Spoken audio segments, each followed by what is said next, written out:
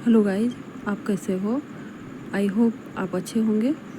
तो मैं फिर आज आपके सामने लेकर आई हूँ दुर्वा भाग 2 वर्ग 7। मैं रोबोट हूँ, तीसरा पाठ के सभी प्रश्नों का उत्तर मैं लेकर आई हूँ। इसका पहला प्रश्न है पाठ संबंधी प्रश्न। इसका क है, तुम में और रोबोट में क्या क्या अंतर है? रोबोट में और मानव में अंतर पूछ रहा है, प्रश्न है। तो इसका उत्तर हम लोग लिखेंगे, रोबोट एक मानव द्वारा बनाया गया यंत्र है। मानव और रोबोट में काफ़ी अंतर होता है। रोबोट का शरीर प्लास्टिक से बना होता है, जबकि मानव शरीर हाड़ मांस का बना होता है। रोबोट का मस्तिष्क कंप्यूटर से चलता है और मानव मस्तिष्क स्वतः सोचता समझता है। इसलिए हम कह सकते हैं कि मानव प्रकृति प्रदत्त है और रोबोट मानव निर्मित एक यंत्र है। क प्रश्न का उत्तर हो गया बच्चों। अब ख की ओर चलते हैं।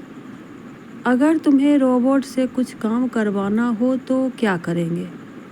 इसका उत्तर होगा, अगर मुझे रोबोट से काम करवाना होगा तो उसके लिए कंप्यूटर में उसी काम के तरह सेटिंग करना होगा। उसी आदेश से रोबोट काम करेगा। अब आगे चलते हैं। प्रश्न नंबर 2, सही मिलान करें। इसका क है, मानव शरीर में, यहाँ होगा इसका मिलान में, सिराओं और धमनियों का जाल बिछा हुआ है मानव शरीर में। ख होगा, मनुष्य अपनी बुद्धि के बल से चांद पर पहुंचा है। इसका ग है, रोबोट का मस्तिष्क। रोबोट का मस्तिष्क किसे कहते हैं? कंप्यूटर है। रोबोट का शरीर लोहा, इस्पात और प्लास्टिक का बना है। रोबोट विषैली और विषम वातावरण में काम कर सकता है। आओ बच्चों आगे देखते हैं। तीसरा प्रश्न है, सोचो और जवाब दो।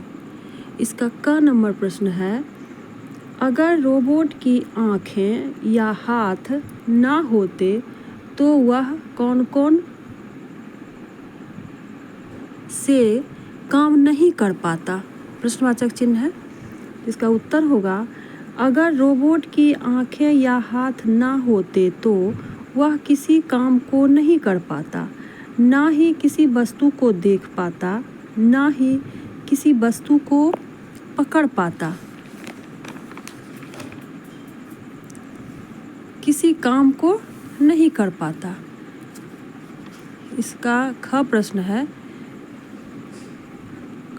है, रोबोट ऐसे कौन कौन से काम कर सकता है जो मनुष्य नहीं कर सकता है?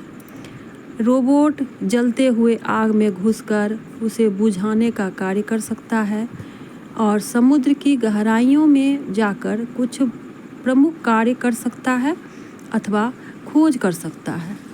अगला प्रश्न है ग, रोबोट ऐसे कौन कौन से काम नहीं कर सकता जो मनुष्य कर सकता है? इसका उत्तर होगा, रोबोट को अपना मस्तिष्क नहीं होता है, जिसमें भावनाएं नहीं होती हैं।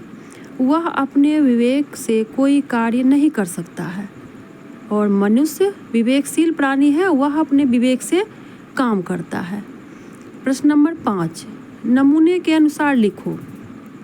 क है सम, तो इसका विपरीतार्थक लिखना है, विषम। ख गर्मी, ठंडी, गंदा, स्वच्छ। घ कम, ज़्यादा। अंग जीवन, मरण। च हाजिर, गैर हाजिर। आओ बच्चों आगे देखते हैं। पढ़ो और समझो। सर्वनामों के विभिन्न 5 रूपों से 5-5 वाक्य बनाएं। सर्वनाम के सभी 5 रूपों से 5-5 वाक्य बनाना है। जैसे मैं खाना खा रहा हूँ। ये सभी खाना खा चुके हैं। वह बाजार गया है। तुम खाना खा लिया। बस इतना ही।